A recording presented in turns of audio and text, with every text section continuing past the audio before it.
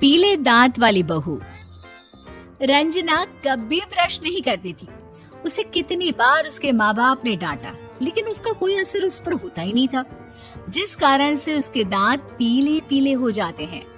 शादी के बाद। अरे बहू, वैसे तो तुझ में कोई कमी नहीं है, पर तेरे दांत दांत इतने पीले कैसे हैं बेटा? कैसे मतलब? कोई सर्जरी थोड़ी ना कराइए। वो तो क्या नाम, मैं ब्रश नहीं करती थी तो पीले हो गए। अब क्या करूं? आप कहें तो लाल करवा लूं या फिर काले? यार ये क्या है, क्यों माँ से लड़ रही हो? लड़ रही हूँ? अरे मैं लड़ रही हूँ या ये बोल रही है कि दांत पीले हैं, पीले। अरे तपस्या थोड़ी ना की है इन्हें पीले करने के लिए। बकायदा ब्रश नहीं किया है 20 साल तक, तब जाकर। छी, कैसी बात कर रही हो? ये उस वक्त तो पीले नहीं थे जब हम लोग तुम्हें देखने आए थे। अरे तब साफ करवा लिया होगा डेंटिस्ट के पास जाकर। अब देखो कैसे पीले पीले लग रहे हैं।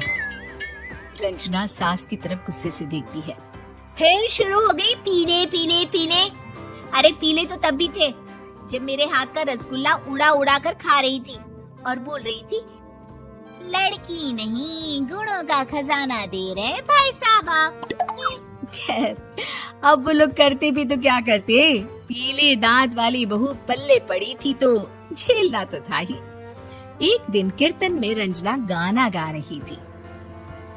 अरे कमला बहन, माँ का द्वार है, यहाँ तो सब शुद्ध होकर आते हैं, फिर अपनी बहू को ब्रश भी नहीं करवाती तुम। दूर से पीले पीले दांत भक्ति में बाधा उत्पन्न कर रहे हैं। अरे कोई 2 साल के बच्चे थोड़ी ना लेकर आई हूँ मैं बहू बनाकर। अच्छी खासी लड़की है, अरे कैसे करवाऊं ब्रश? ये तो उसे खुद करना चाहिए ना। अब माँ बाप तो इसके जैसे तैसे निपटा दिए, ये नहीं सोचा कि सास कैसे संभालेगी। सास बहू को लेकर घर आ जाती है, लेकिन सोच लेती है कि अब इसे लेकर कहीं नहीं जाएगी। अगले रोज बहू कहती है, अरे क्या हो गया, मंदिर नहीं जाना क्या? कीर्तन का वक्त हो रहा है। मेरी मधुर वाणी से कान्हा जी जागते और सोते हैं। आप तो जानती है ना उनकी भक्ति में कितना मन लगता है मेरा। वो क्या है ना, तबीयत ठीक नहीं लग रही है मेरी, आराम करूंगी मैं। तबीयत ठीक नहीं लग रही? अभी तो मिथुन के गाने पर नाच रही थी आप, और अब बोल रही है कि तबीयत ठीक नहीं लग रही। अरे भक्ति में मन लगा लो सासू माँ, ऊपर जाना है, क्या मुंह दिखाओगी आप? हाँ? सास को बहू की बात पर गुस्सा आ जाता है। मैं क्या मुंह दिखाऊंगी, इसकी चिंता तो ना कर, समझी? अपने मुंह की चिंता कर, जो ये पीले पीले दांत लेकर हर जगह पहुंच जाती है। पता है लोग कितना मजाक बनाते हैं। ना जी ना, मैं नहीं जाना कहीं तेरे साथ। तो ये बात है। कोई ना, मत जाओ, मैं अपने कमरे में ही बैठकर भक्ति कर लूंगी। ऊपर वाला दांत थोड़ी ना देखता है, मन देखता है, भावना देखता है। और अरे बस बस, तू सब कुछ दिखा, बस ये सफेद चमकदार दांत ना दिखाना किसी को, है? जा यहाँ से। बहू को सास की बात का कोई फर्क नहीं पड़ता, वो तो जैसी थी वैसी ही रह जाती है। सुबह नहाकर किचन में खाना बनाना, फिर खाना खाना, कीर्तन भजन करना और सो जाना। एक दिन, माँ जी मैं सहेली के घर जा रही हूँ, शाम को लेट आऊंगी। हाँ, तो जाना, मैंने कौन सा तेरी आरती करनी है घर पर बैठकर। रंजना सहेली के घर जाती है, जहाँ वो पार्टी में जाने की तैयारी कर रही होती है। अरे शिखा, कहाँ जाने की तैयारी कर रही है? मैं गलत वक्त पर आ गई क्या? अरे नहीं यार, उल्टा सही वक्त पर आई है। मैंने ये साड़ी और ज्वेलरी निकाली है यार, शाम को इनके ऑफिस की एक पार्टी में जाना है। बताना कैसा लग रहा है ये सब?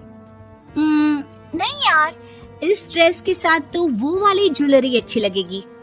हाँ, सही बोल रही है, मैंने ध्यान ही नहीं दिया। वैसे तो हमेशा से मस्त फैशन सेंस रखती है। तो बड़ा जाती होगी ना पति के साथ पार्टी में। रंजना कुछ नहीं बोलती, बस सोचती है कि यार काश ये बात सही हो जाती, पर मैं क्यों नहीं जाती पार्टी में? क्या इन लोगों की कोई पार्टी होती नहीं होगी? रंजना घर आती है और रात में पति से सवाल करती है, एक बात बताइए, आप मुझे किसी पार्टी में क्यों नहीं ले जाते? क्या आपके यहाँ ऑफिस में पार्टी नहीं होती? पति बेचारा क्या कहता कि दांत पीले हैं तुम्हारे इसलिए। अरे कोई पार्टी होती नहीं हम लोगों के ऑफिस में, तो कहाँ से लेकर जाऊं? और मार्केट, मॉल, कहीं वीकेंड घूमना, कहीं तो। अरे यार सारे हफ्ते में एक छुट्टी मिलती है, तो सोचता हूँ कि आराम ही कर लूं। क्यों? रंजना मन मार के रह जाती है। पहले कभी सास के साथ मंदिर जाया करती थी, लेकिन वो भी सास ने ले जाना बंद कर दिया। घर बैठी बैठी रंजना बोर हो जाती है। तभी उसे आइडिया आता है और वो मायके जाने का सोचती है। सासू माँ, 2 दिनों के लिए मम्मी के घर जा रही हूँ। अच्छा ठीक है, आराम से जा।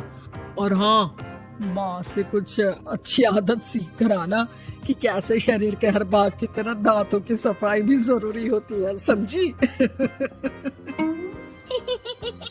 शुरू हो गई ना आप। वो लोग आपकी तरह नहीं है कि छोटी छोटी बात का बतंगड़ बना दे। उन लोगों के लिए मैं मायने रखती हूँ, ना कि मेरे पीले पीले दांत। रंजना माँ को बिना बताए उन लोगों को सरप्राइज देती है, लेकिन जैसे ही वो दरवाजे पर पहुँचती है, अंदर देखती है कि घर वाले कहीं जा रहे होते हैं। अब माँ, काश रंजना दीदी के दांतों वाली प्रॉब्लम नहीं होती, तो वो भी हम लोगों के साथ चलती ना बुआ जी की बेटी की शादी में। हाँ बेटा, लेकिन अब उसे कौन समझाए कि उसको उसके पीले दांत नहीं दिखते, लेकिन उसके आसपास के लोगों को कितना एम्बैरेसिंग फील कराते हैं। मुझे तो कितनी बार उसके स्कूल की टीचर ने शिकायत की कि उसके साथ कोई लड़की बैठना भी नहीं चाहती, और ना ही कॉलेज में कोई उससे बात करना चाहता था। लेकिन पता नहीं क्यों उसे ये बात समझ में ही नहीं आती। कोई कमी नहीं है उस लड़की में, बस यही कि दांत पीले हैं। वो तो भला हो जीजाजी और उनकी माँ का, जो दीदी को जैसी है वैसे ही रखा हुआ है। रंजना को अपने घर वालों की बात सुनकर बहुत दुख होता है। वो सोचती है कि वो क्या करे, लेकिन फिर वो सीधा डेंटिस्ट के पास जाती है, अपने दांत चमकाती है और कसम खाती है कि वो रोज ब्रश करेगी। अरे क्या हो गया? तुम तो 2 दिनों के लिए गई थी ना, पर कोई ना, अच्छा है, चलो आ गई तुम। रंजना सास के सामने आकर खड़ी हो जाती है और पूरी स्माइल करती है, उसके चमकदार दांतों को दिखाती हुई। चले मंदिर। माँ, मुझे माफ कर दीजिए, मैंने आप लोगों को बहुत एम्बैरेसिंग फील करवाया। मैं आज से रोज ब्रश करूंगी।